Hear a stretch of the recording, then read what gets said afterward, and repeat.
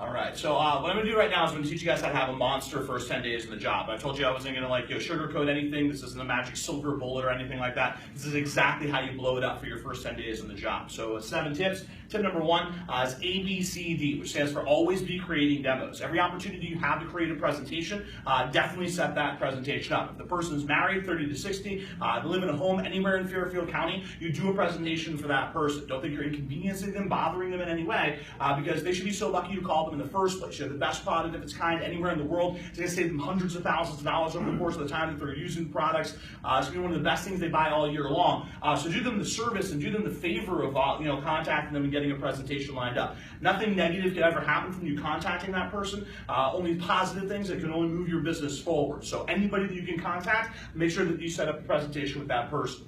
Now, the second tip right here, this is probably the most important key to having a monster first 10 days, and that's making phoning a priority. People oftentimes ask me, like, well, how do people do $10,000 plus in their first 10 days, and how do you do that? I always tell them, wrong question. You should be asking them, how did they set up 40 or 50 presentations in their first 10 days, because that's exactly how you do it. You commit to the level of activity that's necessary to accomplish the goal in the first place, and you don't stop until you hit it, okay? So the easiest way I've found to break down my goals to the fast start is a concept that I call do 2, set 2, and do 3, set 3. So this is exactly how it works, all right? So first thing, do 2 and set 2, do 3 and set 3, do 4, set 4, do 5, set 5, okay? This is a $3,000 fast start, this is a $6,000 fast start, this is 10K, and this is 15K plus, okay? So all this means is each day of your fast start, you do 2 presentations and you set up 2 presentations. You do 3 or you set up 3.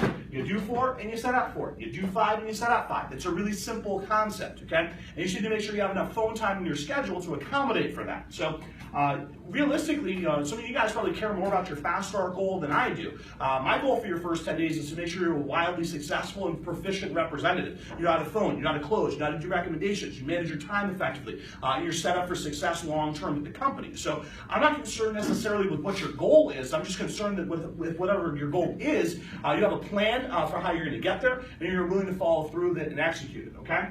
So in terms of how you get these numbers, okay, the first thing you got to do for do 2 and set 2, this is about 45 minutes of phone time each day. This is about 1 hour. This is probably 2 times 45 minutes, and this is 2 times 1 hour, okay? And in terms of like when you should phone, there's really some key times to do it. First of all, 7:30 a.m. to 9 a.m. or anywhere between 5:30 p.m. and 9:30 p.m. Okay? Now, sometimes people are like, oh man, 7:30, would you call somebody at 7:30? Absolutely. If somebody works a 9-to-5 job in Fairfield County and they're not up by 7:30, they are so effing late for their job, it is ridiculous. If I woke up at 7:30 and my alarm said 7:30, I'd have a heart attack because I would be so late, it's unbelievable. You're probably going to be talking to people on their Bluetooth in their car while they're in traffic on the way to work, setting up presentations. But the advantage of morning phone time is that you can still set up presentations for that same day, whereas you might not be able to do that otherwise. So plus a lot more people pick up in the morning because telemarketers don't call during that time frame, and you're going to find you're going to be a lot more efficient with your phone calls in the AM. So I would definitely recommend at least having a couple of them. The other thing is sometimes people just don't pick their phone up at night. Like they go home from work, they've been working all day, they just turn their phone off. So if you keep trying to call somebody at 7 p.m. like all through the week, you might never get in touch with them. And oftentimes those people are the most successful people that just want to spend time with their family in the evening. So if you want to get in touch with those people, you probably have to have at least a couple morning phone times involved. So you don't have to call for the entire time frame. You sometimes have to feel out what times are both suitable and best for you. But those are the best times to reach people and get in touch with them. So again, if you want to do $3,000 for your fast start, you need 45 minutes of phone time in your schedule each day for your first 10 days. An hour if you want to do 6K, 2 times 45 minutes if you want to do 10K, 2 times an hour if you want to do 15K.